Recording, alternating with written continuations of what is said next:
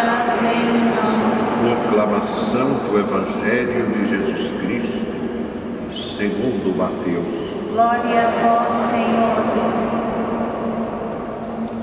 Naquele tempo, disse Jesus aos seus discípulos esta parábola: o reino dos céus é como a história das 10 jovens que pegaram suas lâmpadas de óleo e saíram ao encontro do noivo.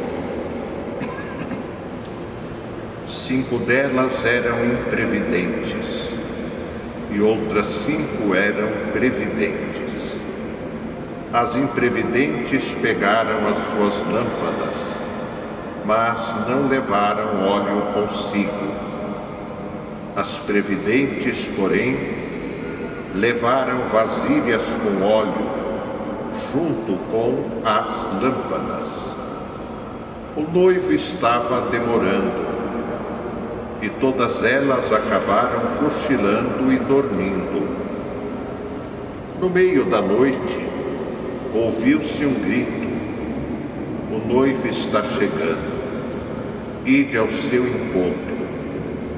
Então as 10 jovens se levantaram e prepararam as lâmpadas. As imprevidentes disseram às previdentes: dai-nos um pouco de óleo, porque nossas lâmpadas estão se apagando. As previdentes responderam: de modo nenhum, porque o óleo pode ser insuficiente para nós e para vós. É melhor irdes comprar aos vendedores. Enquanto elas foram comprar óleo, o noivo chegou, e as que estavam preparadas entraram com ele para a festa de casamento, e a porta se fechou. Por fim, chegaram também as outras jovens e disseram: Senhor, Senhor, abre-nos a porta. Ele, porém, respondeu: em verdade eu vos digo, não vos conheço. Portanto, ficai vigiando, pois não sabeis qual será o dia nem a hora. Palavra da salvação. Glória a vós, Senhor. Queiram se assentar. Amados e queridos irmãos e irmãs, a palavra de Deus nesta sexta-feira da 21ª semana do tempo comum é a sequência da leitura da primeira carta aos Coríntios, ainda o primeiro capítulo, a partir do versículo 27. E hoje São Paulo dá um testemunho. Ele prega e testemunha o que prega. Ele disse: pregamos Cristo crucificado. Isso é muito claro na pregação do apóstolo Paulo. Isso constitui, disse ele, escândalo para os judeus, mas para os que são chamados sabedoria de Deus. E realmente pode ser escândalo até para nós, nos dias de hoje. Pregar um Cristo, Filho de Deus, um Cristo Salvador, um Cristo Messias, mas crucificado. Realmente é intrigante. E nesta intrigação é que devemos colocar o que disse o apóstolo: os que são chamados. Isso é sabedoria de Deus. Quem são os chamados? Foi o apóstolo Paulo, e ele tinha viva convicção de que ele foi chamado por Cristo. nós também, irmãos e irmãs, todos, pelo batismo, fomos e somos chamados. E este chamado, ele questiona a todos nós. Porque outros não foram e nós fomos. Embora a possibilidade, ela é dada a todos. Mas quando aquele que é chamado aceita Jesus na sua vida, a compreensão de toda esta realidade da crucifixão se torna um caminho de vida, se torna uma escolha de vida. Tanto que os que creem em Cristo nunca podem ter medo de morrer por Cristo. E aqui devemos fazer uma pergunta a nós mesmos.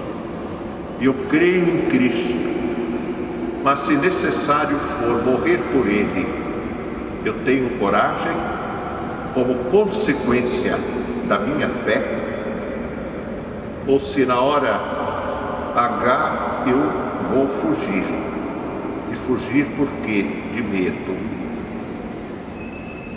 Nós temos na história da Igreja uma multidão infinita de mártires, homens e mulheres, inclusive alguns adolescentes, que não tiveram medo de morrer pela causa de Cristo.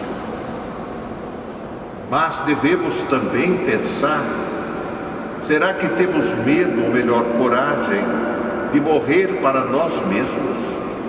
Porque ninguém morre para Cristo se antes não morrer para si mesmo. E o que é morrer para si mesmo? É vencer o egoísmo, vencer o orgulho, vencer a prepotência, vencer o desejo de querer o poder para mandar. Esse é o caminho do Cristo crucificado. É claro que o Cristo crucificado não permaneceu crucificado, morto. Ele ressuscitou. E porque ele ressuscitou, é que nós, nesta descoberta, fazemos o nosso caminho de fé. Por isso a fé, ela leva consigo esta exigência: aceitar Jesus, seguir Jesus, imitar Jesus, mas ter a convicção da força que Jesus passa. E esta força, irmãos e irmãs, não pode ser entendida como uma emoção. É impossível tirar da existência as emoções, mas a vida não é só a emoção. A vida também, ela tem uma dimensão da razão, e é emoção e razão que nos equilibram, para justamente termos um caminho a seguir e a certeza do porquê renunciamos a outros caminhos. Então esta leitura, ela deve nos ajudar a pensar a cruz, que para os escolhidos não é razão de escândalo, mas é sabedoria de Deus. Até que ponto isto é assimilado na nossa vida cristã? Hoje nós respondemos à palavra com o Salmo 32. Transborde em toda a terra a bondade do Senhor. E o que é a terra? Nós aqui, parte desta grande terra. Por isso a bondade do Senhor, ela deve transbordar. E a bondade do Senhor, realmente ela é transbordante. E o Evangelho, na sequência da leitura de Mateus, capítulo hoje 25, a partir do versículo 1 ao 13. Esta parábola tão conhecida e ao mesmo tempo tão nova. e ao mesmo tempo ela faz em nós provocações. Primeiro, para entender, naquele contexto histórico-cultural da vida de Cristo, no dia do casamento, o noivo chegava em primeiro lugar. Por isso, ele chegava mais ao entardecer. Daí o porquê do uso destas lâmpadas. E curioso, não é, que aqui no Evangelho fala que o noivo demorou chegar. Atraso para o casamento desde o tempo de Jesus, o que pode ser superado. Bem, 10 moças foram para a festa. E o Evangelho diz 5 prudentes e previdentes. 5 imprudentes e imprevidentes. O que é ser previdente? É pensar não só no momento do acontecimento de um fato, pensar também a consequência. Então as previdentes levaram mais óleo do que as imprevidentes. O óleo era para manter a chama da luz acesa. As 10 dormiram pelo atraso do noivo. Na metade da noite ouviram um grito: eis que o noivo está chegando, vamos acender as velas. As imprevidentes começaram a imaginar: nosso óleo é pouco, vamos pedir para as colegas. E elas foram muito justas. Se nós dividirmos, vai acontecer que nós também ficaremos sem aquela chama. Aqui não é egoísmo, aqui é a questão da justiça. Então vão comprar, o que significa que não longe dali tinha vendedor de óleo, para que quando o noivo chegar, pelo menos 5 possam acender as suas lâmpadas, até que cheguem as demais. Não houve exclusão. O que houve foi esta imprevidência. Irmãos e irmãs, no reino ninguém é excluído. O noivo é Jesus. Mas no reino todos somos chamados a sermos previdentes. E ser previdente significa estar atento àquilo que devemos fazer, como fazer, para não cairmos no risco de passarmos dificuldades. Ora, quando as imprevidentes chegaram, a festa já havia começado. E o que aconteceu? Porta fechada, vocês não vão poder entrar. Era um costume.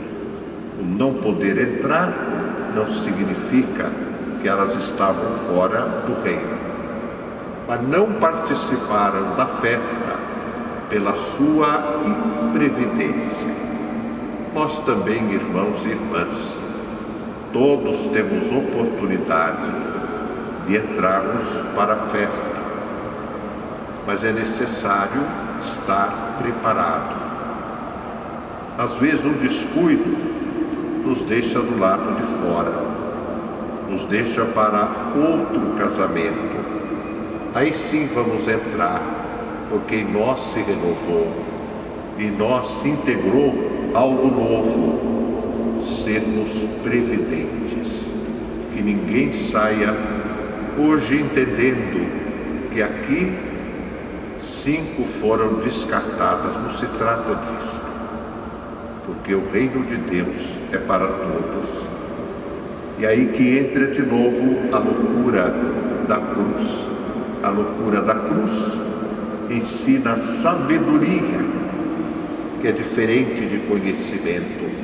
e esta sabedoria, todos nós que cremos em Cristo, devemos dela nos deixar possuir para os discernimentos, para as escolhas, para o nosso sim, para o nosso não.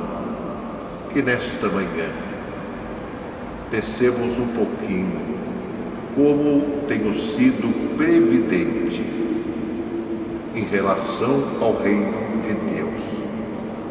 Não vamos confundir ser previdente no reino de Deus com a questão da previdência social. Ela também, não é, merece ser pensada, mas não neste contexto do Evangelho. E é justamente a imprevidência que causa crise na previdência. Percebe como o Evangelho ilumina? A imprevidência provoca crise naquilo que é a própria previdência social, isto é, o Evangelho de Jesus Cristo. Amém. Só um lembrete, não é? Durante o culto, não devemos ficar de chapéu, a não ser que tenhamos uma razão. Obrigado.